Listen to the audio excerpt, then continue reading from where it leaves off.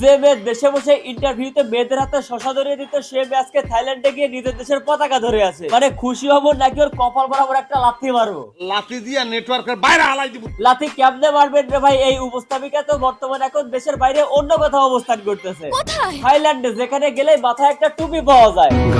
নৌকা পাহাড় তলি যায় ও মীরা। ওর মাথায় কি ঘু? ওর মাথার এই ঘু দেখে আমার হাগু চলে আইছে। আমি যদি এখন বাথরুমে গিয়ে ভিডিও করে দেখাইতে পারতাম তাইলে আপনি বিশ্বাস করতেন। যাক, এখন আসল কথা আসি। এই যে আমাদের দেশের টিকটকের শ্রেষ্ঠ সেলিব্রিটি উপস্থাপিকা তমা রশিদ, যিনি কিনা কার কোন জায়গায় কালা কোন জায়গায় ফর্সা এইটা জিজ্ঞাসা করেন ইন্টারভিউর নামে, আবার কখন কার লিঙ্ক কোথায় কিভাবে ভাইরাল হয়েছে এটা নিয়ে আলোচনা করেন, সাথে আবার ইন্টারভিউর নামে মেয়েদের হাতে বেগুন আর শশা ধরিয়ে দেন। সেই উপস্থাপিকা আপা এখন গেছেন থাইল্যান্ডে। Everyone, so we're up to the center and I'm with my lovely girls. সবাই তো কক্সবাজারে, এখন আপনার মধ্যে প্রশ্ন আসতেই পারে, উনি কক্সবাজার থেকে থাইল্যান্ডে কেন গেলেন? উন্নত জীবন যাপনের জন্য? কি বলতে চান পরিষ্কার করে বলুন। পরিষ্কার করে বলতে গেলে উনি থাইল্যান্ডে আইফোন অথবা উন্নত জীবন যাপনের কোনোটার জন্যই যান নাই। উনি হচ্ছেন এমআরএস ইন্ডিপেন্ডেন্স ইন্টারন্যাশনালে পার্টিসিপেট করার জন্য থাইল্যান্ডে গেছেন প্রতিযোগী হিসেবে। Toma Rashid, Mrs. Independent International Bangladesh. আমি আবার একটু ইংলিশ বেশিই পারি, যার জন্য আপনাদেরকে ক্লিয়ার করে দিই। এমআরএস মানে হচ্ছে বিবাহিত নারী আর ইন্ডিপেন্ডেন্স মানে হচ্ছে স্বাধীনতা। মানে বিষয়টা ডায়লগই হচ্ছে স্বাবলম্বী এবং স্বাধীন বিবাহিত নারীদের প্রতিযোগিতা। এটা কি বিশ্বাস করার মতো ঘটনা?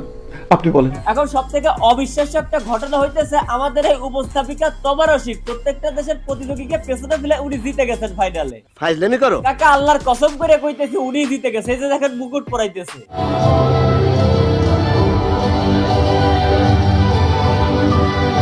আপাই তো খুশির টেলায় কাইন্দা দিছে, কারণ আপা নিজেও জানে তার মতো একটা ছাত্রী কখনোই মুকুট পাওয়ার যোগ্য না, কিন্তু সে কিভাবে বলে সে তো নিজেই জানে না। আমি তো বুঝি না, মাথায় ঢুকে না। মুকুট যে কিভাবে বলে এই বিষয়টা একটু পরে ক্লিয়ার করতেছি। তবে তার আগে আমাদের এই আপাই নাকি থাইল্যান্ডে গিয়ে হালাল খাবার খুঁজে পাচ্ছে না। ফার্স্টে হালাল কোনো খাবার ছিল না দেখে খেতেও পারিনি, হালাল খাবারের অভাব আছে।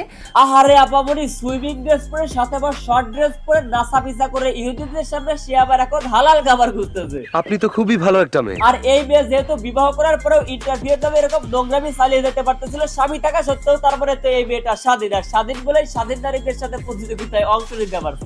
Toma Rashid, Mrs. Independent International Bangladesh. এখন ওনার নাকি দেশের জন্য প্রচুর পরিমাণে ইমোশন কাজ করতেছে, যার কারণে বিদেশের মাটিতে বসে জাতীয় সঙ্গীত গাইতেছে দেখলাম। আমার সোনার বাংলা। এমন একজন দেশপ্রেমিক মেয়ের সন্ধান বিয়ের আগে কেন পাইলাম না আমি? বিদেশের মাটিতে দেশের জন্য কিছু করার চেষ্টা করবেন, তখন এই গানটার ইমোশনস অন্যরকম হয়ে ওঠে।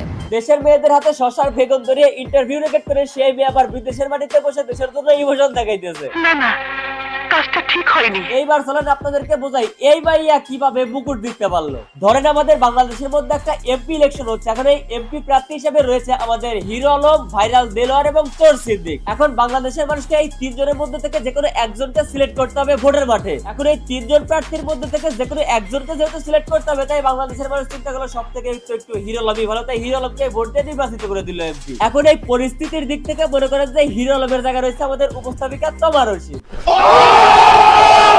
যে শোতে বাংলাদেশের একজন টিকটকার সেরা প্রতিযোগিতা হিসাবে অ্যাওয়ার্ড গ্রহণ করে। সেই শো নিয়ে আবার আমাদের বাংলাদেশের নিউজ চ্যানেলগুলোতে নিউজ হইতেছে। আচ্ছা মাথায় কি আপনাদের বউ আছে না ভাই, থাইল্যান্ডে পাঠায় দেন, একটা করে আইফোন কিনে নিয়ে আসুক। আমি এর মধ্যে নাই। তাইলে ভালো কিছু করেন, যেমন আমাদের চ্যানেলটা নিচে ক্লিক করে সাবস্ক্রাইব করতে পারেন। এইটা কি? জি। আজকের ভিডিও পর্যন্ত। ভিডিও কেমন লাগলো কমেন্ট করেন, ভালো লাগলে লাইক করেন, পেজ ফলো করেন আর ইউটিউব চ্যানেল সাবস্ক্রাইব করেন।